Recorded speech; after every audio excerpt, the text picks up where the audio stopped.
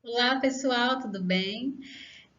Me chamo Renata Ferreira, sou farmacêutica generalista, né, formada no Tocantins. Tenho atualmente mais ou menos quase 3 anos de formada, né? Completo agora em janeiro. E nesse percurso já me especializei em farmácia, em estética avançada e atualmente estou fazendo duas pós-graduação. Uma delas é em assuntos regulatórios da indústria e a outra é farmácia clínica e prescrição farmacêutica. E hoje eu estou aqui para ministrar a vocês uma aula, né, falando sobre diabetes mellitus. Acho que é um conteúdo que quase todo mundo conhece, eu tenho algum familiar que infelizmente sofre, né, com essa patologia. Então vamos lá? Vamos começar a nossa aula falando assim sobre o conceito, né, da diabetes mellitus. Então, a diabetes mellitus ela é uma doença crônica, é uma doença que não surge do dia para a noite, é uma doença meio silenciosa, ela não é transmissível, ela é de origem metabólica, né? E ela é caracterizada pelo excesso da glicose no teu organismo, no teu sangue, na tua urina. É uma doença que vai surgir quando o teu pâncreas ele não funciona mais, ele não está funcionando corretamente. Ele vai deixar de produzir a insulina e vai ou ter uma redução nessa produção de insulina, que essa insulina ela é responsável aí por carregar esse açúcar, essa energia aí para as células, fazendo com que as células desempenhem suas funções corretamente. E, pessoal, eu costumo dizer sempre assim, que não adianta se iludir, sem ilusão, pessoal. Tudo que for carboidrato, tudo que for processado, tudo que for, a gente costuma dizer, esses produtos que a gente compra, esses correlatos, eles no final de tudo eles vão gerar açúcar. Tudo isso gera açúcar, por exemplo, batata, arroz, macarrão, biscoito. Então não adianta a gente, vou comer. Não, tudo tem que, hoje em dia tem que ter moderação, tá? Então, tudo no final vai virar açúcar. Por isso que é importante exercício físico, pessoal. Então, prosseguindo nossa aula, a gente verifica aqui que a classificação etiológica do diabetes, ela tem 4 classificações, 4 tipos de diabetes que a gente pode estudar, tá aí verificando. A primeiro, a saber, é o diabetes do tipo 1. Esse diabetes que vem de onde, professora? Ele faz com que as células sejam destruídas. Células beta são destruídas, células com deficiências de insulina. Através de quê? Como? Elas podem ser através de forma idiopática, uma origem desconhecida, não conheço, vem de uma origem desconhecida, ou através de um imunomediador, aquele que ataca o próprio corpo. Esse tipo de diabetes aqui, gente, ele costuma ser chamado de diabetes juvenil, aquele diabetes que você nasce com ele, tá? E aí nós temos o diabetes do tipo 2, que é aquele diabetes que vai provocar resistência, né, à insulina, são deficiências de insulina. Esse aqui, esse tipo 2, ele é o famosinho diabetes adquirida, pessoal. Aquele que você adquire através de sobrepeso, você é uma pessoa sedentária, uma pessoa que não se alimenta direito, uma pessoa que tem hábitos alimentares ruins, né? Então você tem uma diabetes adquirida, ou seja, você está adquirindo essa diabetes. E os outros tipos de diabetes? São aqueles diabetes que têm problemas em células betas, problemas no pâncreas, ele não produz mais a quantidade de insulina, né, que necessita produzir, e até mesmo problemas relacionados à indução de medicação, tá, gente? E algumas outras formas raras. Nós temos também a presença da diabetes gestacional, que também provoca resistência à insulina através das células betas. Ou seja, a gestante ao longo, né, do seu período aí de gestação, ela pode sim, gente, adquirir a diabetes e ser chamada de diabetes gestacional. E em relação à epidemiologia, pessoal, em relação à epidemiologia do diabetes mellitus, como ocorre? A gente trouxe aqui, né, eu trouxe para vocês verificarem uma tabela, uma imagem, na verdade, onde os 5 países com o maior número de crianças e adolescentes entre 0 e 14 anos de idade com diabetes do tipo 1, pessoal, a Índia ganha disparado, seguido dos Estados Unidos e seguido do Brasil. Nós somos a terceira população com maior número de crianças e adolescentes com diabetes. Gente, é de crianças e adolescentes, tá? Não confundam.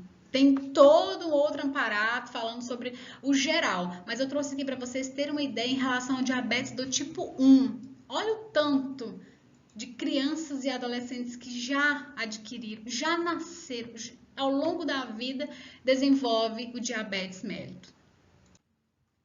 E aí, professora, a gente vai falar sobre o diagnóstico clínico. Como é que eu vou saber? Como é que é feito esse diagnóstico clínico? Para poder a gente debater melhor sobre isso. Pessoal, o diagnóstico clínico, ele tem sintomas clássicos. O diabetes, ele tem sintomas clássicos. E um deles é a poliúria, quando você vai muito ao banheiro. Vocês já perceberam que quem tem diabetes só bebe no banheiro? Bebendo água 24 horas é uma sede assim incalculável? Pois é, poliúria provocado é um dos sintomas clássicos do diabetes. Polidipsia, gente, a pessoa bebe água, não é normal não. Eu sinto sempre exemplo da minha avó. Ela tanto vai ao banheiro, mesmo assim, em excesso, como ela bebe muito líquido.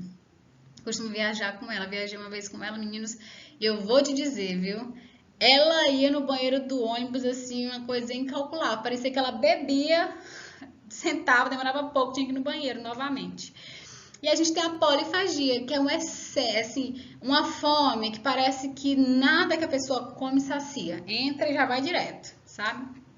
E temos situações clínicas complicadas que geram o coma hiperglicêmico, quando eu tenho excesso, né, uma elevação da minha glicemia, e o coma hipoglicêmico, quando eu tenho uma queda brusca da minha glicemia, tá, pessoal? Alguns exames laboratoriais para diagnosticar diabetes mellitus, os exames mais exigidos assim que a gente pode verificar e tá vendo, um deles é a glicemia em jejum, né? É sempre bom lembrar que esse tipo de exame de glicemia em jejum, ele é solicitado que a pessoa tenha pelo menos um intervalo aí de um jejum mesmo de 8 horas, ou seja, para a pessoa fazer o exame com a qualidade precisa, é ideal que a pessoa, um dia anterior, né, às 20 horas, já acesse, né, a alimentação, para que faça um exame mais fidedigno no dia seguinte. A gente também temos aqui, né, nós podemos perceber a hemoglobina glicada, HbA1c. Ela vai oferecer vantagens porque essa hemoglobina glicada, gente, ela consegue nos dar uma precisão de 3 a 4 meses sem sofrer variações, né, do estado de jejum da pessoa. Se a pessoa está tomando medicação corretamente, se a pessoa está se alimentando corretamente, se os níveis, né, estão organizados corretamente. Ou seja, se minha vozinha vai no médico, chega lá e diz assim para ele faz as perguntas e ela diz, não, tomei a medicação certinha, não, me alimentei certinho. Essa hemoglobina glicada, ela vai dizer para ele, Dona Rosa, minha filha, você não está fazendo nada certo. Entende, pessoal? Então não adianta mentir, porque tem todo um diagnóstico a ser feito também quando necessitar a curva glicêmica, tá, pessoal? E aqui a gente tem um quadro. Esse quadro de exames laboratoriais, né? Onde a gente vai ter as categorias. E aqui a gente pode perceber nessas categorias os tipos de glicemia, quando está alterada, quando virou diabetes mellitus. Vocês percebem que se menor que 110, nós temos uma glicemia normal. Se maior que 110 a 126, nós temos os famosos pré-diabéticos, né? Os famosos pré-diabéticos. Já o diabetes mellitus é considerado aquele que é maior do que 126. Ou seja, se você amanhece o dia, pega esse glicosímetro, vai fazer aferição capilar e verifica que a sua glicemia está maior que 126, amigo, vamos fazer aí um exame mais preciso para verificar mesmo se eu estou ou não diabético ou se eu sou ou não pré-diabético. Nada de pânico, a gente tem que sempre lembrar, exames laboratoriais sempre vão ser um dos confirmatórios e não o confirmatório. Então é sempre bom lembrar isso, tá, pessoal? E a monitorização é feita através do controle glicêmico, tá, do diabético, do paciente diabético. E essa monitorização ela acontece através de glicemia em jejum, a glicemia pré-prandial, glicemia pós-prandial e a famosa hemoglobina glicada. Como eu falei anteriormente, olha, ela vai me dar níveis até 3 meses, tá, pessoal? Até 3 meses. Então, 3 meses é o suficiente que ela reflete, né, para poder me dar um diagnóstico preciso e bom. E professor, e o tratamento farmacológico ou o tratamento não farmacológico? Nesse caso aqui a gente vai abordar primeiro o tratamento não farmacológico, né? Que é muito utilizado. Pessoal, até mesmo quem tem diabetes do tipo 2, ele está sujeito ao tratamento não farmacológico. Ele só vai fazer uso de antidiabéticos orais ou de insulinoterapia quando os tratamentos não farmacológicos eles não fazem mais efeito. Mas se o tratamento farmacológico, ou não farmacológico, perdão, faz um efeito, para quê e por quê, né? Eu ficar me submetendo a essa quantidade exagerada de medicação. Então vamos lá. Para um tratamento não farmacológico, pessoal, a gente aí tem hábitos de vida saudáveis. Quais são esses hábitos de vida? A alimentação tem que estar adequada, exercício físico, evitar excesso de fumar, evitar álcool, né? Ter uma meta de controle de peso adequada, ter aí exames laboratoriais, consultas frequentes no médico também, né?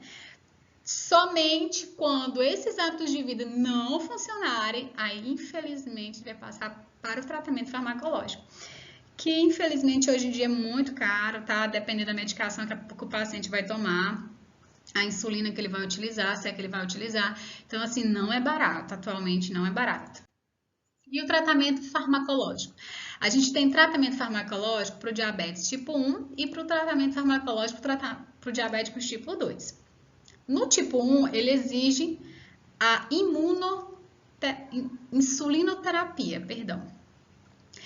Ele é um esquema, pessoal, que às vezes ele pode envolver de 3 a 4 dosagens aí de insulina ao dia e vai ser ajustada de acordo com as glicemias capilares. De acordo com o que tu for fazendo, né, ao longo do dia aí, tua verificação de glicemia e tudo mais, ele vai sendo ajustado. Às vezes vai precisar só de 3 doses, às vezes precisa só de 2, 3, né? Pode ser chegar até 4.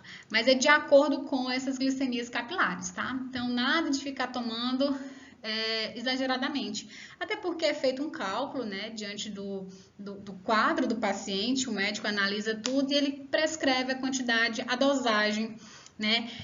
Usual desse paciente. Lembrando que, pessoal, muitas vezes eles fazem terapia combinada de insulina, né?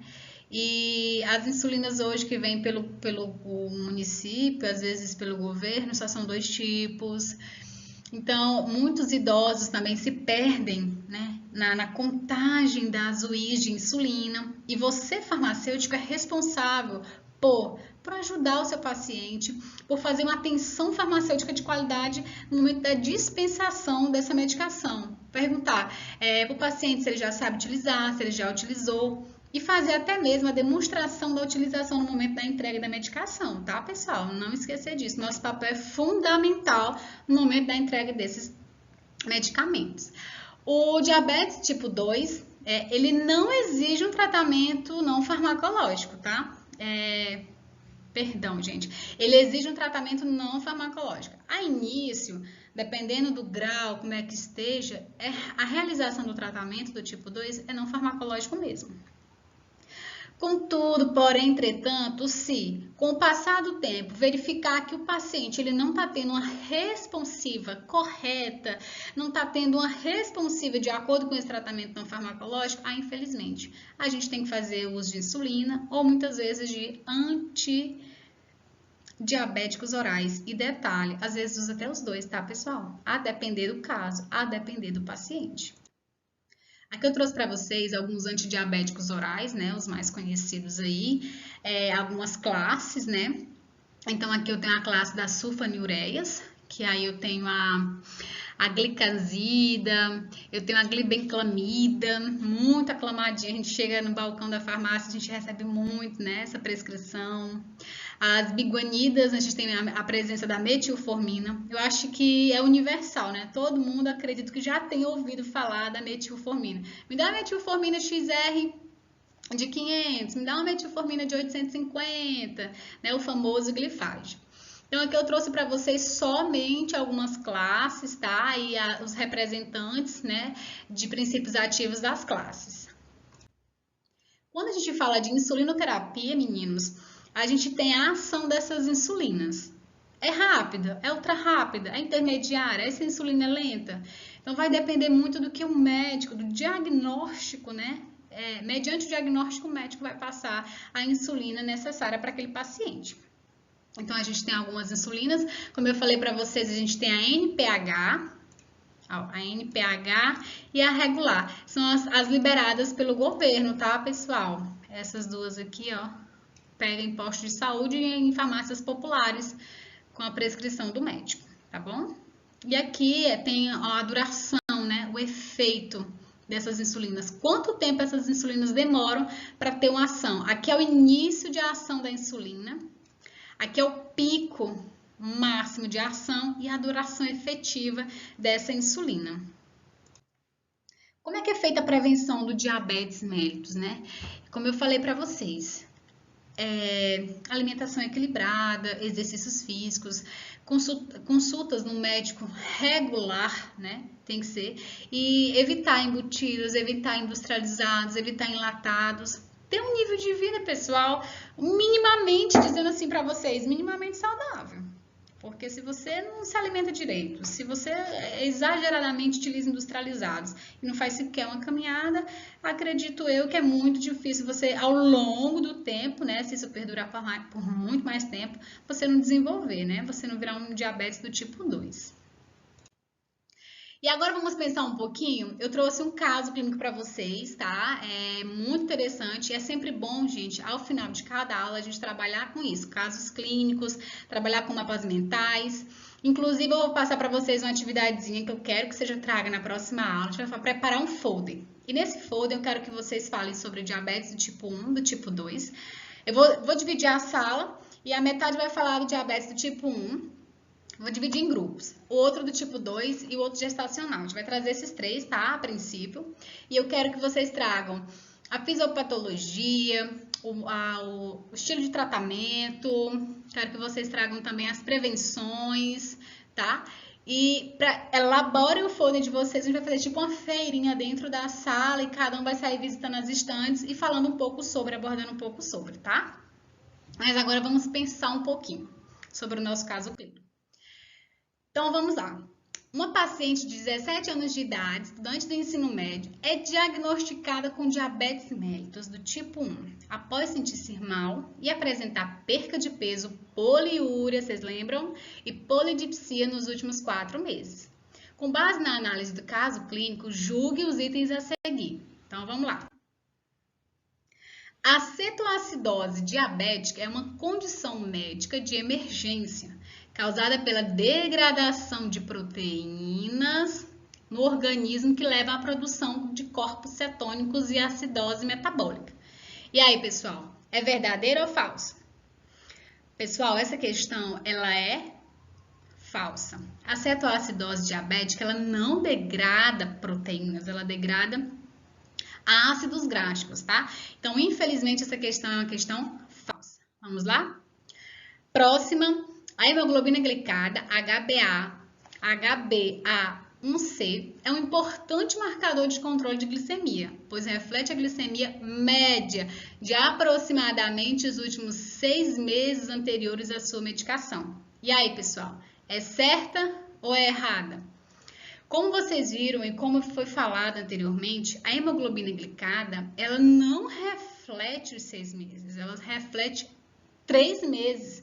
Foi até exposto no slide passado, né, pessoal? De 3 a 4 meses, mais precisamente 3 meses. Então, ela não reflete os 6 meses. Então, essa questão está errada também, pessoal, por isso, tá? Não é 6 meses, e sim 3 meses. Pense bem. Então, pessoal, essas aqui foram nossas referências utilizadas para a aula de hoje. Eu agradeço muito a participação de vocês e vamos realizar a divisão dos grupos para que o folder seja produzido e trago na próxima aula, tá bom? Obrigada, tenha uma boa noite.